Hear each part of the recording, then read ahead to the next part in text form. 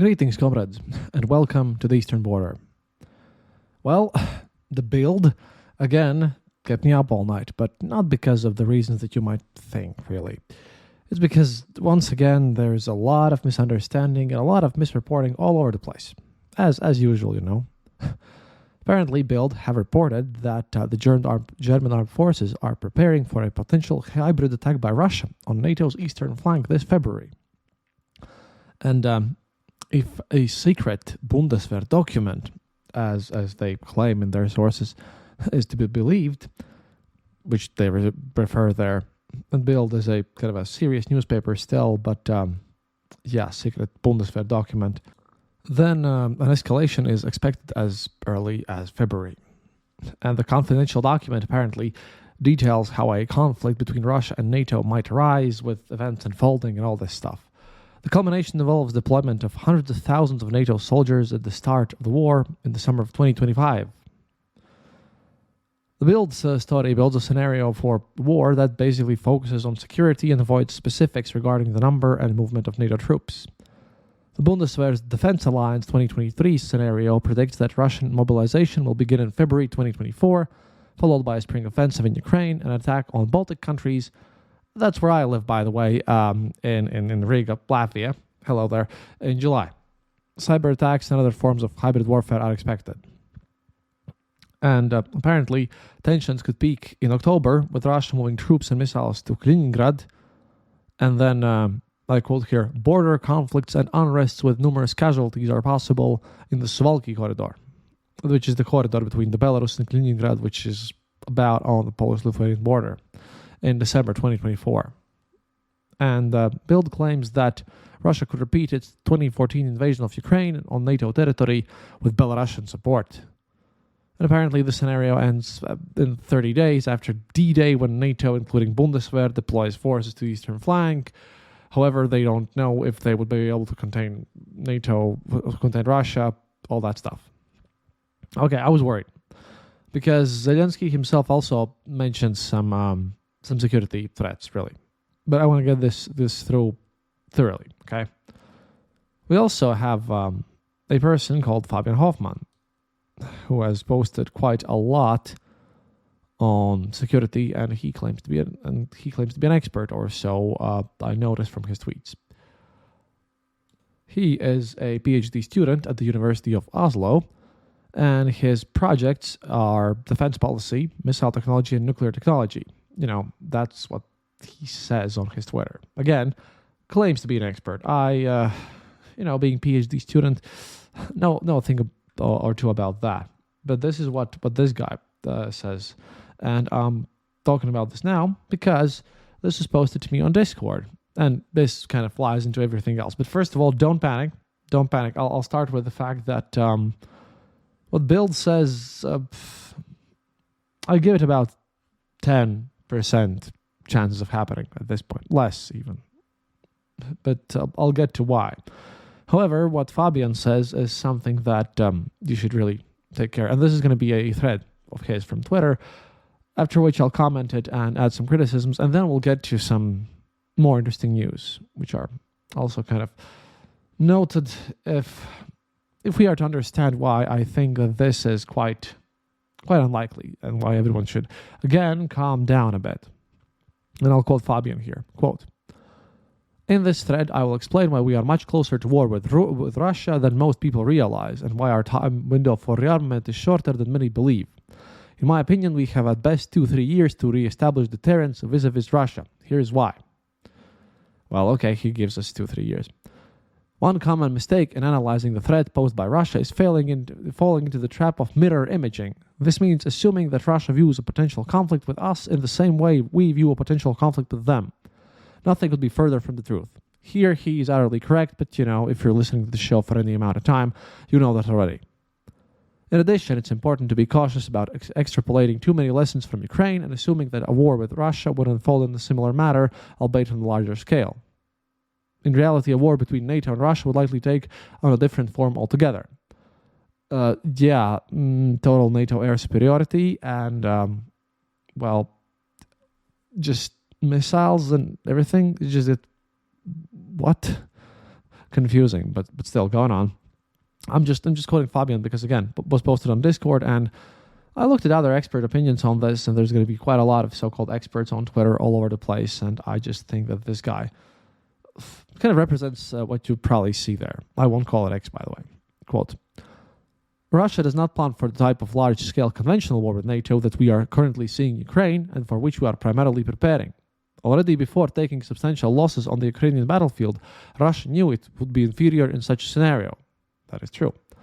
Russian thinking on a war with NATO involves around the concept of escalation control and escalation management. Russia's primary objective in a war with NATO is to effectively manage escalation and bring the war to an early end on terms that are favorable to Russia. That would be quite true, by the way. That's the ideal scenario, which is what Igor Girkin has been saying all the time, and I think which Putin believed would happen. But getting on. Terminating hostilities early is necessary, given that Russia must secure a victorious outcome before NATO's conventional superiority comes to bear, most notably that of the United States. Two key concepts play a crucial role: de-escalation strikes and aggressive sanctuarization. Rather than completely, comprehensively defeating NATO in a prolonged ground war similar to what we see in Ukraine, Russian doctrine suggests that Russia would attempt to coerce NATO into submission by signaling the ability to inflict progressively greater amounts of damage. This would entail, in particular, long-range strikes against critical civilian infrastructure across European NATO countries early on. The message to NATO governments: don't come to the support of your Eastern European allies unless you want to see your population suffer. Yeah, that's probably what they would do. They would just, gobble us up from the Suwalki Pass, and then just they would hope that no one comes to our aid. Carrying on. Simultaneously, Russia would extend its nuclear umbrella over any NATO territory it managed to capture in an initial assault. This sends a second message. Any endeavor to retake the territory, particularly by external NATO forces, will result in nuclear escalation. This is bullshit, but I'll tell you why. Okay, I'll just finish this one. Note that any nuclear threats from Russia's part is utter nonsense. The psychological fear of escalation, which may ultimately result in unacceptable damage, is supposed to open door for negotiations about the future of NATO and the security architecture in Europe, of course on Russia's terms. This type of warfighting scenario is not a contest of forces, but primarily a risk-taking competition. The question becomes, who will be the first to back down when confronted with the prospect of a large-scale war, including potential exchanges of strategic nuclear warheads? You see, this is the thing. Mr. Fabian, and I hope that you're listening, and every other expert who is now claiming that this is going to come down to staring in the faces of everything. Yeah, Putin will back down first, obviously. I mean, he backed down and had to panic and negotiate when 5,000 Prigozhin soldiers marched straight to Moscow and no one stopped them, basically. Sure, he betrayed him later on, but we have now seen clearly that Putin backs down because he is a coward. He's not some super strong, hardcore tactician. He will back down easily. We have evidence on this situation. He is not Igor Girkin, who wouldn't back down. Igor Girkin sits in prison. Putin always backs down. Just saying. But I'm going to get to these mistakes of these guys later on. As Cold War historians know, carrying on from this thread, the balance of military power is not deterministic of the outcomes in risk-taking competitions. Instead, they are often determined by the balance of resolve, i.e. the relative willingness to remain steadfast even as risks are increasing. This is why Russia pursues this type of strategy. Russia does not need to match NATO's conventional power. As long as NATO gives in first amid mounting psychological pressure due to a lack of resolve, Russia can walk away with victory. Here's the thing. The ongoing war in Ukraine is teaching Russia a crucial lesson, that the West lacks resolve. Domestic disunity and the endless discussions about escalation only reinforce Russia's belief that NATO will back down when push comes to shove. Question number one, what domestic disunity? Mr. Fabian, have you seen domestic disunity inside of Russia? But I'll get to this onwards, because this quite probably in response to build will tie on together. We're going to have a huge panic. I was a bit worried, but still, that was just crazy. The thing is, he's on my side too, by the way. This guy is just kind of sort of trying to poke everyone into action. I'm just thinking that he's good at what he does, but I'm not thinking he's exactly correct. Quote, that means Russia does not have to wait until its conventional power is reconstituted. Scenarios where we have 5-10 years to rearm following the end of the war are way too optimistic, in my opinion. I am with Eastern European states that we have at best 2-3 years from today to re-establish a credible deterrence posture. Otherwise, we run the grave risk that Russia is going to challenge us sooner rather than later. Russia must credibly deny Russia the ability to seize any substantial part of NATO territory or to threaten strikes against NATO critical infrastructure. This is needed to escape the coercive conundrum that an aggressive sanctuarization and de-escalation strikes pose. We must also have a serious discussion not only about how to deter a war with Russia, but also about how to fight one. Are we prepared to retaliate against Russian critical civilian infrastructure in case Russia strikes ours first? How do we react to Russian nuclear first use? Our lack of preparedness, both in the physical space but also in terms of our cognitive ability to think through these scenarios, is encouraging Russia. Since 2014, Russian intellectuals, I like how he mentions Russian intellectuals but doesn't really mention which ones, but it doesn't matter really, have debated extensively and publicly how to win a war against NATO. But it's our debate. I don't think you can call Girkin a Russian intellectual, to be honest. No, seriously, I don't know whom you mean. Dugin, Girkin, Maxim Kalashnikov. Yeah, they have been debating, but right now they're in prison and they're not intellectuals. But, oh, man. Fabian, dude, I really hope you listen to me. You're cool, but you should really listen to this show. Maxner, please poke him at this. What we need, especially in Europe, is a whole of society effort to get our affairs in order. There's no denying that this will come with a significant cost, but I fail to see any other viable option. Considering worst-case scenarios as we should, time has already run out. First of all, this together with the previous one, that apparently everyone's now scared of Russia's cyber attacks and everything escalating. First things first. Okay, as I was also told on Discord and when I read the whole document thing, it makes sense. It's probably just a training document. We all governments have training documents with possible scenarios. I'm pretty sure Canada has a plan on how to defend against the United States as well, or what could happen in the worst case scenario. That's number one. Okay. Secondly, I just noticed putting this together with that one is just the West thinks that there are some sort of two Russias. No, I mean seriously, this just proves that the West, for some reason, thinks that there are just two Russias going on. That there is one Russia fighting Ukraine, and then there's a second Russia who is gonna be some sort of super strong, super competent, and well better armed Russia that is gonna go and fight against Europe somehow. That is the main error here. I mean, I'm sorry, but with what weapons? With what? Russia is already throwing everything they've got at Ukraine, and they're stalling there. And they have issues with mobilization, which they cannot do. If you listen to my previous episode, you'll know that any idea of mobilization in February, look, I'm ready to put my money where my mouth is. I don't know. Anyone want to bet?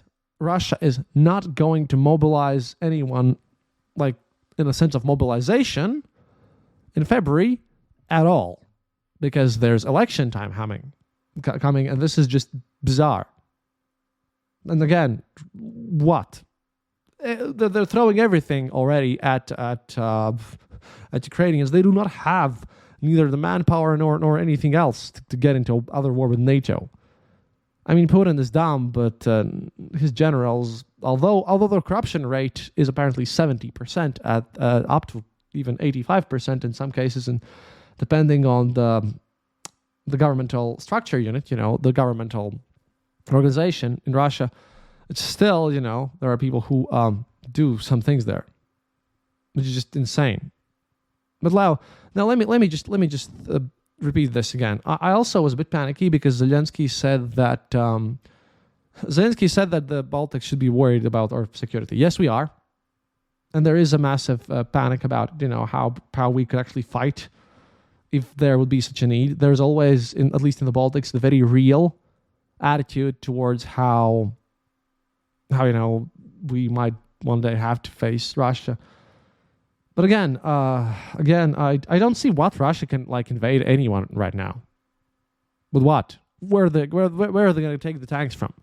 The fact that the West needs to kind of reconfigure themselves, have a conversation and everything. Yeah, that's true.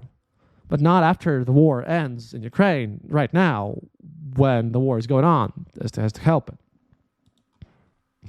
Meanwhile, by the way, to explain why no mobilization is happening is the fact that Russia is just doing its usual stuff. See, there is an organization which is sort of one for Russia. It's called Russia Behind Bars, and it's some sort of a prison humanitarian organization. I don't really know what's happening. I don't know what that organization is, but that's one of those human rights things which are like looking at the rights of the incarcerated. And on Saturday, Olga Romanova, the head of this organization, said that authorities apparently are turning off the heating in prisons in sub-zero temperatures to make conditions so unbearable that inmates would agree to go fight in Ukraine. She also said that prisoners, along with ethnic minorities and new Russian citizens, which are like migrants from Central Asia, like little sympathy from fellow Russians, and apparently as long as these three groups are fighting and dying in Ukraine, Putin can create illusion of normalcy for the rest. Putin wants an illusion of normalcy for everyone else, and he does not want to do anything with mobilization which would create massive troubles for him. Besides, cutting off heating to prisons means that maybe that will kind of put down the pressure on everywhere else, because again, in larger cities in Russia, the heating is super centralized, so they have to exchange pipes. By the way, I found out the number one way how they actually, why these pipes are exploding and why there's all this cold and why nothing works there. Apparently, as all the heating is centralized and state-owned, government-owned, if you are a little kind of a governmental organizer of these pipes, you basically dig them out in one section of your kind of, city municipality, part of the city. And then you kind of rub off the rust a bit, write them off as oh, those are dead pipes, but you basically rub off the rust, apply a new kind of coating of paint, and put them in as new pipes in the other side of your district where you're responsible for. And then you just pocket the money for, buying new pipes. Because if you look at where the pipes burst in St. Petersburg and all the surrounding regions and in Moscow and everywhere, you will find out that this map is 95% coincides with the map of recent fixes. Okay, so they're just moving old pipes around and they burst all the time anyways. So with those pipes, with this cold, with everything happening there, what's going to happen? Like the mothers of the mobilized, they're going to run away? Okay, Build, I'm pretty sure you've just pulled out something which is scary, but I believe that can happen only if everyone has gone utterly and completely insane. Sure, that would be okay, I guess, at this point, but I just don't believe that, really, at that point. I mean, Russia will never nuke anyone in the Baltic states because too many Russians live here. That's one. Putin will instantly be dead because that's just stupid. That's the same as nuking Ukraine, which he hasn't done, and he would have if he could. And they're just idiotic.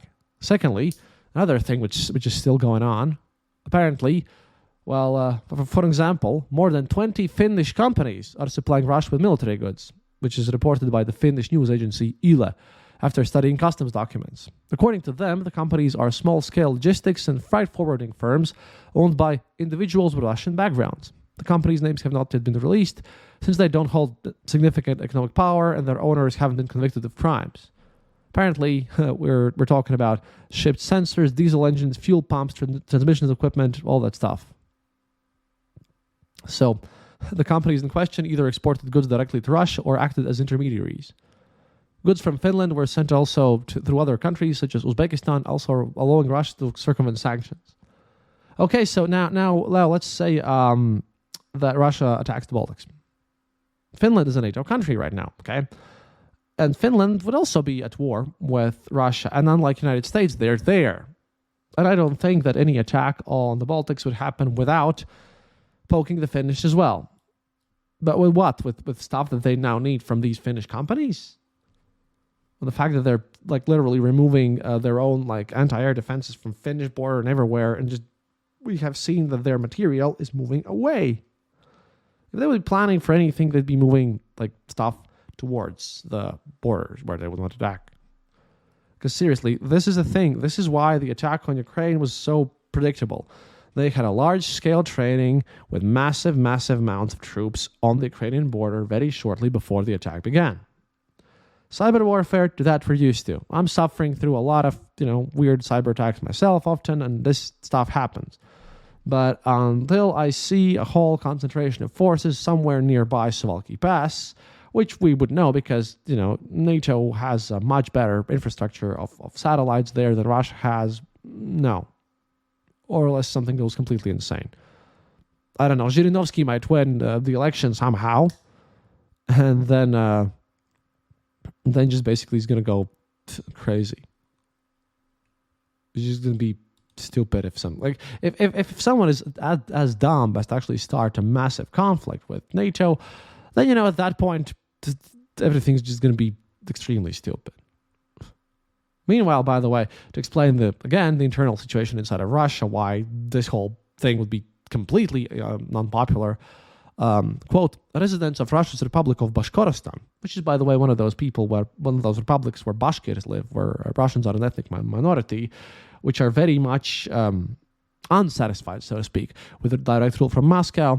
Yeah, they held a major protest on Monday in support of Fail Alsinov. Fail? I don't know. An activist facing charges of inciting ethnic hatred. The rally took place in the city of Baimak, where a local court was hearing closing arguments in his case. Protesters began gathering outside of the court building around 8:30 a.m., as the local opposition telegram channel Kushtau Baryam reported. And apparently, according to that channel, all available law enforcement units were sent to Baimak ahead of protest, and authorities checked individuals' documents as they drove into the city.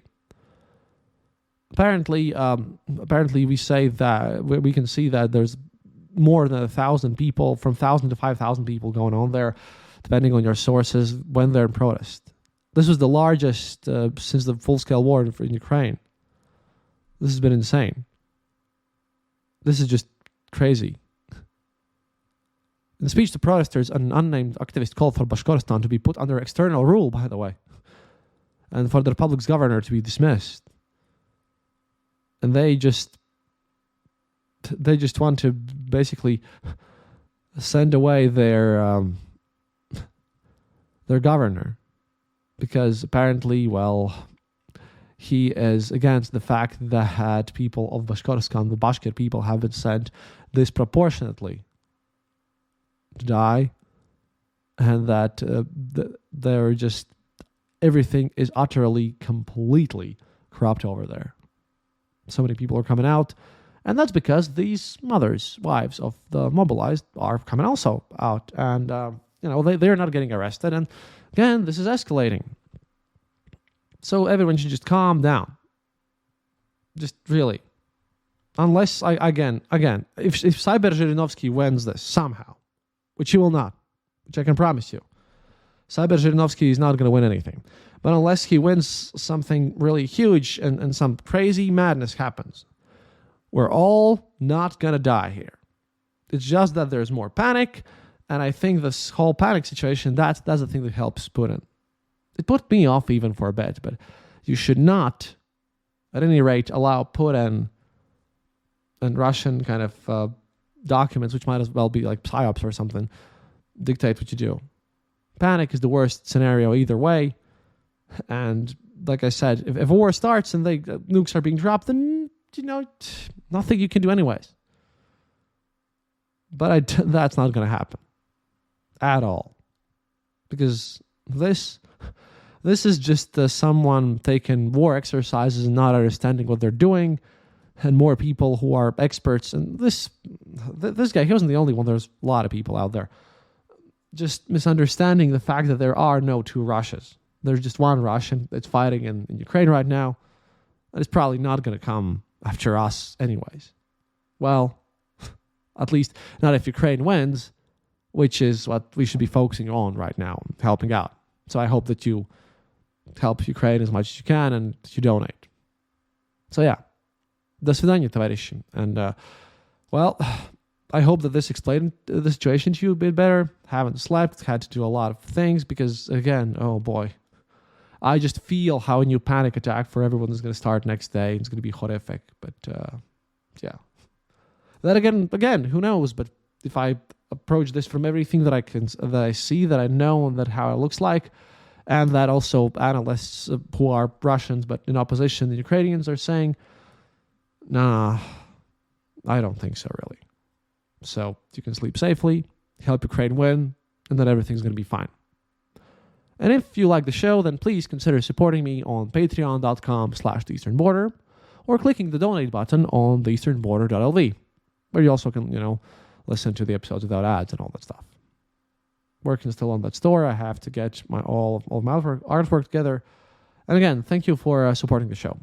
Oh, and please join us on Discord. Links are practically everywhere. So once again, до свидания, товарищи.